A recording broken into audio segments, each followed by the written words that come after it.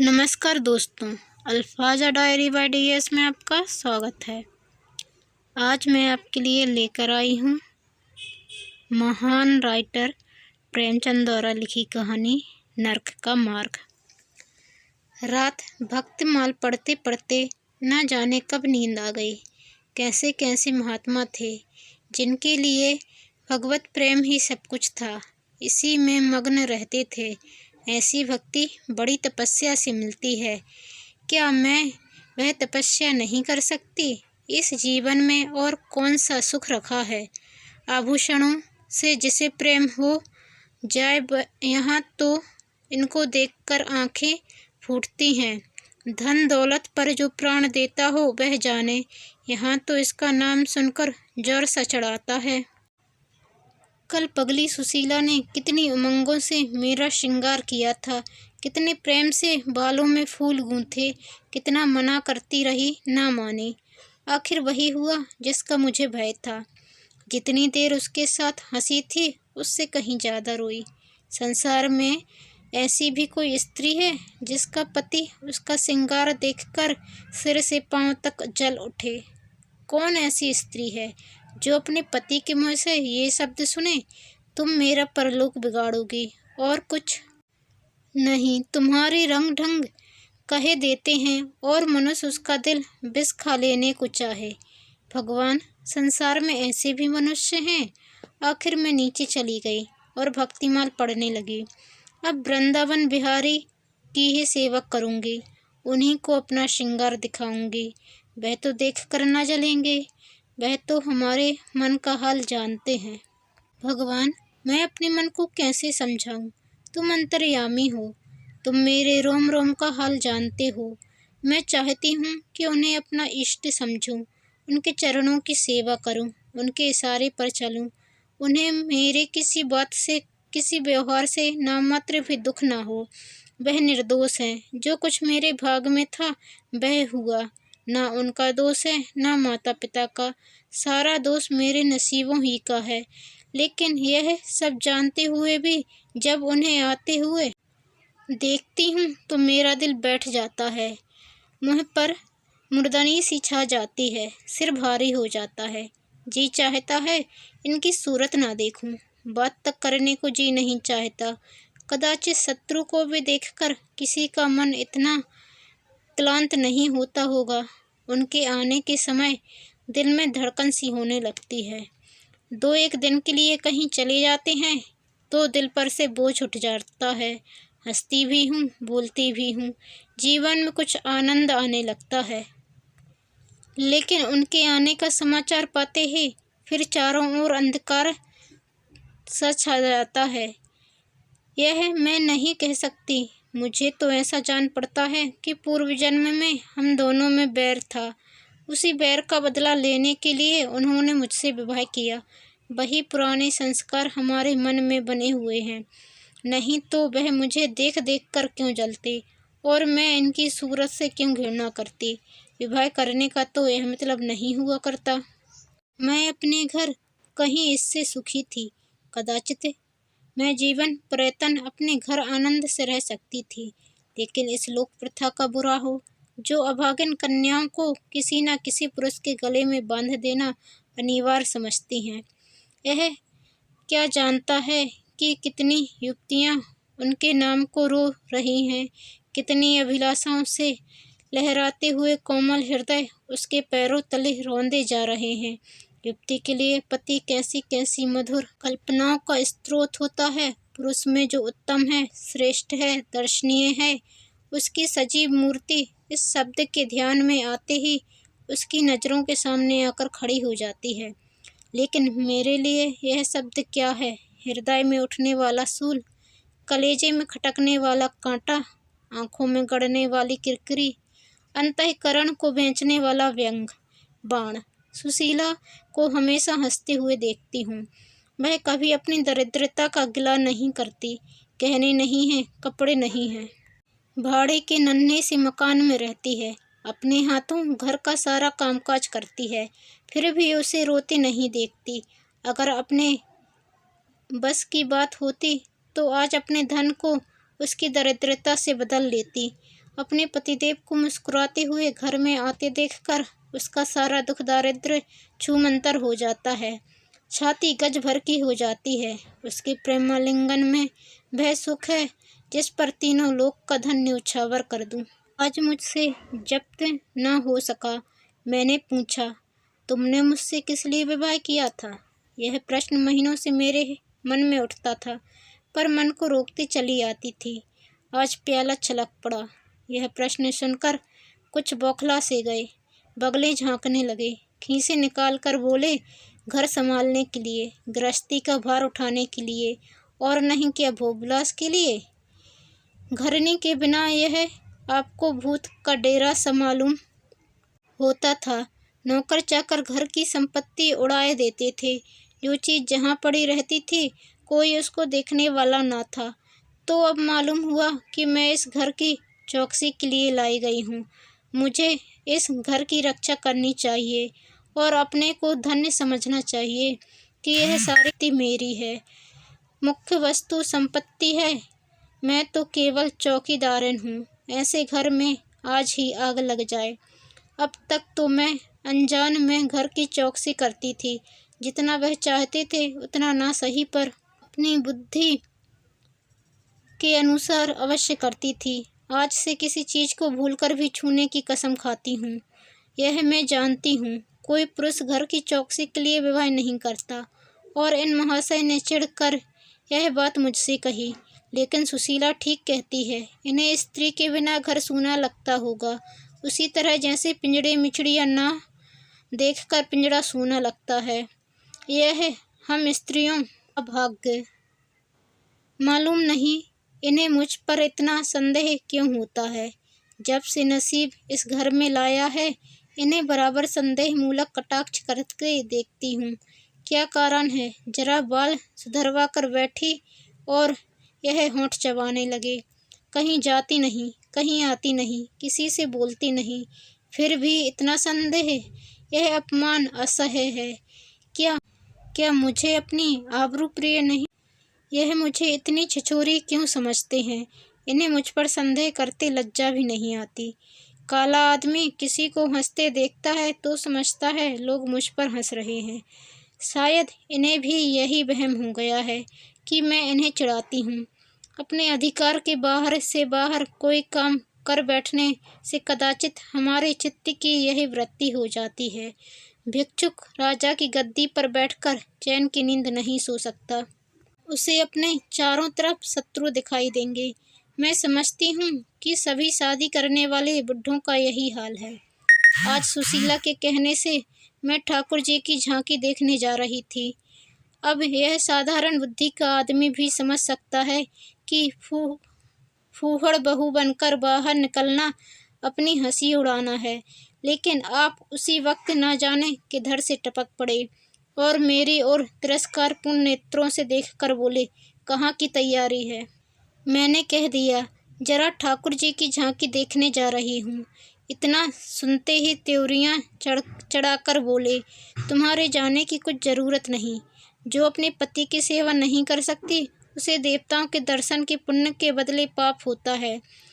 मुझे से उड़ने चली हो। मैं औरतों की नस नस पहचानता हूँ। ऐसा क्रोध आया कि बस अब क्या कहूँ। उसी दम कपड़े बदल डाले और प्रण कर लिया कि अब कभी ना दर्शन करने जाऊंगी। इस अविश्वास का भी कुछ ठिकाना है? न जाने क्या सोचकर रुक गई। उनकी बात का जवाब तो यही था कि उसी क्षण घर से चली खड़ी हुई होती, फिर देखती मेरा क्या कर लेते। इन्हें मेरा उदास और विमन रहने पर आश्चर्य होता है। मुझे मन में कृतज्ञ समझते हैं। अपनी समझ में इन्होंने मेरे से विवाह करके शायद मुझ पर एहसान किया है। इतनी बड़ी जायदाद और विशाल संपत्ति की स्वामिनी होकर मुझे फूले ना समाना चाहिए था। आठों पहराइन का यशगान करते रहना चाहिए था। मैं यह सब कुछ न करके उल्टे और मुँह लटकाए रहती हूँ। कभी कभी बेचारे पर दया आती है। यह नहीं समझती कि नारी जीवन में कोई ऐसी वस्तु भी है जिसे देखकर उसकी आंखों में स्वर्ग भी नर्क तुल्य हो जाता है। 3 दिन से बीमार हैं। डॉक्टर कहते हैं बचने की कोई आशा नहीं, निमोनिया हो गया है। पर मुझे न जाने क्यों इनका गम नहीं है। मैं इतनी वज्र हृदय कभी न थी। न जाने वह मेरी कोमलता कहाँ चली गई। किसी बीमार की सूरत देखकर मेरा हृदय करुणा से चंचल हो जाता था। मैं किसी का रोना नहीं सुन सकती थी। वही मैं हूँ कि आज 3 दिन से इन्हें बगल के कमरे में पड़े कराहते सुनती हूँ और एक बार भी उन्हें देखने न गई। आंखों में आंसू का जिक्र है क्या? मुझे ऐसा मालूम होता है इनसे मेरा कोई नाता ही नहीं। मुझे चाहे कोई पिशाचिनी कहे, चाहे उल्टा, पर मुझे तो यह कहने में लेश मात्र भी संकोच नहीं है कि इनकी बीमारी से मुझे एक प्रकार का ईर्ष्यामय आनंद आ रहा है। इन्होंने मुझे यहाँ कारावास दे रखा था। मैं इसे विवाह का पवित्र नाम नहीं देना चाहती, यह कारावास ही है। मैं इतनी उदार नहीं हूँ कि जिसने मुझे कैद में डाल रखा हो उसकी पूजा करूं, जो मुझे लात से मारे उसके पैरों को चूमूं। मुझे तो मालूम हो रहा है ईश्वर इन्हें इस पाप का दंड दे रहे हैं। मैं निसंकोच होकर कहती हूँ कि मेरा इनसे विवाह नहीं हुआ। स्त्री किसी के गले बांध दिए जाने से ही उसकी विवाहिता नहीं हो जाती। वही संयोग विवाह का पद पा सकता है जिसमें कम से कम एक बार तो हृदय प्रेम से पुलकित हो जाया। सुनती हूँ महाशय अपने कमरे में पड़े पड़े मुझे कोसा करते हैं। अपनी बीमारी का सारा बुखार मुझ पर निकालते हैं, लेकिन यहाँ इसकी परवाह नहीं। जिसका जी चाहे जायदाद ले, धन ले, मुझे इसकी ज़रूरत नहीं। आज 3 दिन हुए मैं विधवा हो गई। कम से कम लोग यही कहते हैं जिसका जो जी चाहे कहे, पर मैं अपने को जो कुछ समझती हूँ वह समझती हूँ। मैंने चूड़ियाँ नहीं तोड़ी। क्यों तोड़ूं? क्यों तोड़ूं? मांग में सिंदूर पहले भी नहीं डालती थी, अब भी नहीं डालती। बूढ़े बाबा का क्रियाक्रम उनके सुपुत्र ने किया। मैं पास न भटकी। घर में मुझ पर मनमानी आलोचनाएं होती हैं। कोई मेरे गुथे हुए बालों को देखकर नाक सिकोड़ता है, कोई मेरे आभूषणों पर आंख मटकाता है। यहाँ इसकी चिंता नहीं। उन्हें चिढ़ाने को मैं भी रंग बिरंगी साड़ियाँ पहनती हूँ और भी बनती संवरती हूँ। मुझे जरा भी दुख नहीं है। मैं तो कैद से छूट गई। इधर कई दिन सुशीला के घर गई। छोटा सा मकान है, कोई सजावट ना सामान, चारपाइयाँ तक नहीं, पर सुशीला कितने आनंद से रहती है। उसका उल्लास देखकर मेरे मन में भी भांति भांति की कल्पनाएं उठने लगती हैं। उन्हें कुत्सित क्यों कहूँ, जब मेरा मन उन्हें कुत्सित नहीं समझता। इनके जीवन में कितना उत्साह है। आंखें मुस्कुराती रहती हैं, होठों पर मधुर हास्य खिलता रहता है, बातों में प्रेम का स्रोत बहुतायत जान पड़ता है। इस आनंद से चाहे वह कितना ही क्षणिक हो, जीवन सफल हो जाता है। फिर उसे कोई भूल नहीं सकता। उसी स्मृति अंत तक के लिए काफ़ी हो जाती है। इस मिजराब की चोट हृदय के तारों को अंतकाल तक मधुर स्वरों में कल्पित रख सकती है।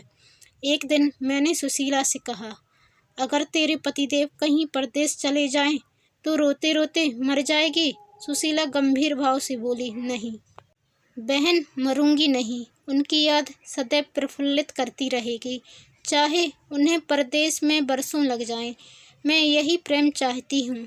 इसी चोट के लिए मेरा मन तड़पता रहता है। मैं भी ऐसी ही स्मृति चाहती हूँ, जिससे दिल के तार सदैव बजते रहें, जिसका नशा नित्य छाया रहे। रात रोते रोते हिचकियाँ बंध गई। न जाने क्यों दिल भर आता था। अपना जीवन सामने एक बीहड़ मैदान की भांति फैला हुआ मालूम होता था, जहाँ बगलों के सिवा हरियाली का नाम नहीं। घर फाड़े खाता था। चित्त ऐसा चंचल हो रहा था कि कहीं उड़ जाऊं। आजकल भक्ति के ग्रंथों की ओर ताकने को जी नहीं चाहता। कहीं सैर करने जाने की भी इच्छा नहीं होती। क्या चाहती हूँ वह मैं स्वयं भी नहीं जानती, लेकिन मैं जो जानती वह मेरा एक एक रोम जानता है। मैं अपनी भावनाओं को सजीव मूर्ति है। मेरा एक एक अंग मेरी आंतरिक वेदना का अंतर्नाद हो रहा है। मेरे चित्त की चंचलता उस अंतिम दशा को पहुंच गई है जब मनुष्य को निंदा की न लज्जा रहती है और न भय। जिन लोभी स्वार्थी माता पिता ने मुझे कुएं में ढकेला, जिस पाषाण हृदय प्राणी ने मेरी मांग में सिंदूर डालने का सौंग किया, उनके प्रति मेरे मन में बार बार दुष्कामनाएं उठती हैं। मैं उन्हें लज्जित करना चाहती हूँ। मैं अपने मुँह में कालिख लगाकर उनके मुख में कालिख लगाना चाहती हूँ। मैं अपने प्राण देकर उन्हें प्राणदंड दिलाना चाहती हूँ। मेरा नारित्व लुप्त हो गया है। मेरे हृदय में प्रचंड ज्वाला उठी हुई है। घर के सारे आदमी सो रहे थे। मैं चुपके से नीचे उतरी, द्वार खोला और घर से निकली। जैसे कोई प्राणी गर्मी से व्याकुल होकर घर से निकले और किसी खुली जगह की ओर दौड़े। उस मकान में मेरा दम घुटता था। सड़क पर सन्नाटा था। दुकानें बंद हो चुकी थीं। सहसा एक बुढ़िया आती हुई दिखाई दी। मैं डरी, कहीं यह चुड़ैल ना हो। बुढ़िया ने मेरे समीप आकर मुझे सिर से पांव तक देखा और बोली, किसकी राह देख रही हो? मैंने चिढ़कर कहा, मौत की। बुढ़िया, तुम्हारे नसीबों में तो अभी जिंदगी के बड़े बड़े सुख भोगने लिखे हैं। अंधेरी रात गुजर गई, आसमान पर सुबह की रोशनी नजर आ रही है। मैंने हंसकर कहा, अंधेरे में भी तुम्हारी आंखें इतनी तेज हैं कि नसीबों की लिखावट पढ़ लेती हो? बुढ़िया, आंखों से नहीं पढ़ती बेटी, अक्ल से पढ़ती हूँ। धूप में चूड़े नहीं सफ़ेद किए हैं। तुम्हारे दिन गए और अच्छे दिन आ रहे हैं। हंसो मत बेटी, यही काम करते इतनी उम्र गुजर गई। इसी बुढ़िया की बदौलत जो नदी में कूदने जा रही थी, ये आज फूलों की सेज पर सो रही हैं। जो जहर का प्याला पीने को तैयार थी, वे आज दूध की कुल्लियाँ कर रही हैं। इसलिए इतनी रात गए निकलती हूँ कि अपने हाथों किसी अभागिन का उद्धार हो सके तो करूँ। किसी से कुछ नहीं मांगती। भगवान का दिया सब कुछ घर में है। केवल यही इच्छा है उन्हें धन, जिन्हें संतान की इच्छा है उन्हें संतान। बस और क्या कहूँ। वह मंत्र बता देती हूँ कि जिससे जो इच्छा जो हो वह पूरी हो जाए। मैंने कहा, मुझे ना धन चाहिए ना संतान। मेरी मनोकामना तुम्हारे बस की बात नहीं है। बुढ़िया हंसी। बेटी, जो तुम चाहती हो वह मैं जानती हूँ। तुम वह चीज़ चाहती हो जो संसार में होते हुए स्वर्ग की है, जो देवताओं के वरदान से भी ज़्यादा आनंदप्रद है, जो आकाश कुसुम है, गूलर का फूल है और अमावस का चांद है। लेकिन मेरे मंत्र में वह शक्ति है जो भाग्य को भी संवार सकती है। तुम प्रेम की प्यासी हो। मैं तुम्हें उस नाव पर बैठा सकती हूँ जो प्रेम के सागर में प्रेम की तरंगों पर कीड़ा करती हुई तुम्हें पार उतार दे। मैंने उत्कंठित होकर पूछा, माता तुम्हारा घर कहाँ है? बुढ़िया, बहुत नज़दीक है बेटी। तुम चलो तो मैं अपनी आँखों पर बैठा कर ले चलूँ। मुझे ऐसा मालूम हुआ कि यह कोई आकाश की देवी है। उसके पीछे पीछे चल पड़ी। आह, वह बुढ़िया जिसे मैं आकाश की देवी समझती थी, नर्क की डायन निकली। मेरा सर्वनाश हो गया। मैं अमृत खोजती थी, विष मिला।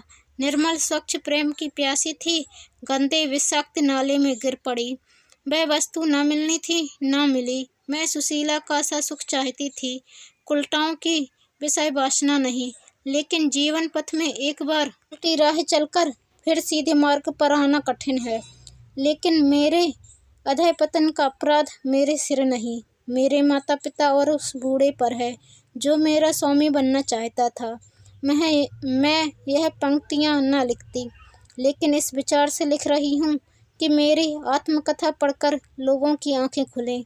मैं फिर कहती हूँ कि अब भी अपनी बालिकाओं के लिए मत देखो धन, मत देखो जायदाद, मत देखो कुलीनता, केवल वर देखो। अगर उसके लिए जोड़ा का वर नहीं पा सकते तो लड़की को कुंवारी रख छोड़ो, जहर देकर मार डालो, गला घोंट डालो, पर किसी बूढ़े खूसट से मत ब्याहो।